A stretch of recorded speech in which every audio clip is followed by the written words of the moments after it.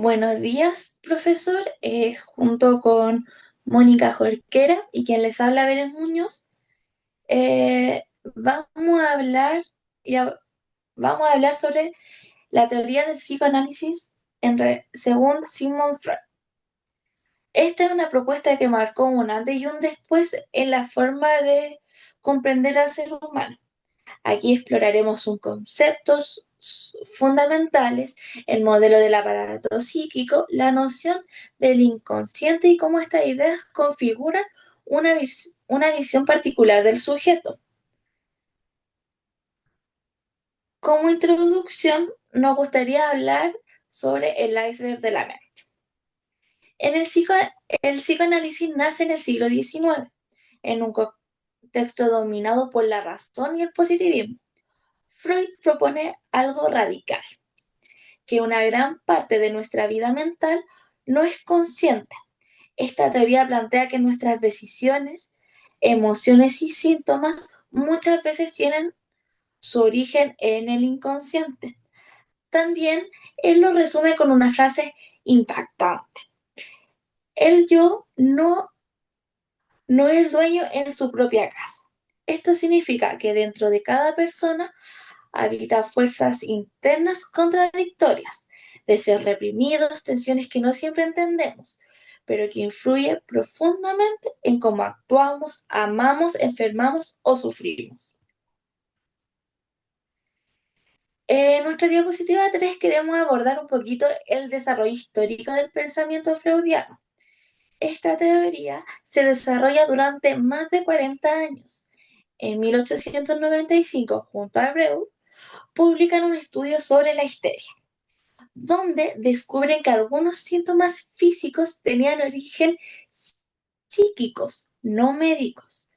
En 1900, con la interpretación de los sueños, ellos plantean que los sueños son una vía para acceder al inconsciente, donde se expresan los deseos reprimidos a través de símbolos, condensación y desplazamiento.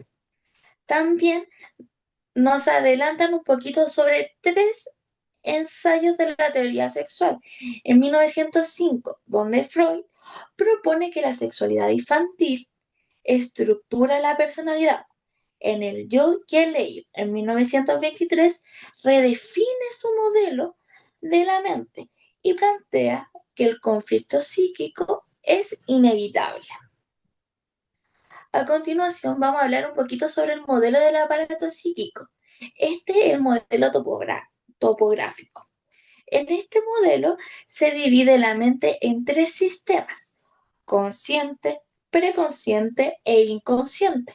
El inconsciente no es solo lo que olvidamos, sino una estructura activa con su propio lenguaje. Este modelo muestra que nuestras decisiones conscientes están muchas veces condensadas por lo que no vemos, por recuerdos reprimidos, emociones ocultas o deseos que no podemos reconocer. Bueno, Aquí nosotros nos vamos, ay, aquí nosotros vamos a hablar del segundo modelo del aparato psíquico, que es el estructural, donde encontramos el ello, el yo y el superyo. Este fue propuesto en 1923, el cual habla de tres instancias ya mencionadas: el ello, el yo y el superyo. El ello es la parte más primitiva, es decir, que esta busca el placer y no conoce los límites, es completamente inconsciente. El yo actúa como mediador entre el ello, la realidad y el superyo. Trata de mantener el equilibrio, pero está constantemente en tensión. En cambio, el superyo representa la moral, las normas sociales y la culpa. En este modelo estructural muestra cómo el sujeto vive en un conflicto constante entre lo que desea, lo que debe hacer y lo que no debe hacer. Ahora sí. gracias, Belén. Bueno, eh, el inconsciente como estructura. Freud sostiene que el inconsciente no es solo un lugar donde se guarda lo reprimido, es una estructura fundamental de la mente. Allí habitan recuerdos infantiles, traumas, deseos y escenas que marcan nuestro modo de actuar. Los sueños, lapsus, olvidos y síntomas neuróticos son manifestaciones del inconsciente. Por eso, muchas veces reprimimos conductas o sufrimientos sin saber por qué.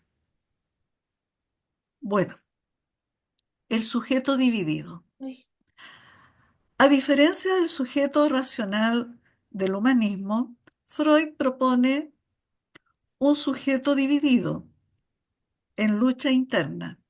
No somos dueños absolutos de lo que hacemos, sentimos o pensamos.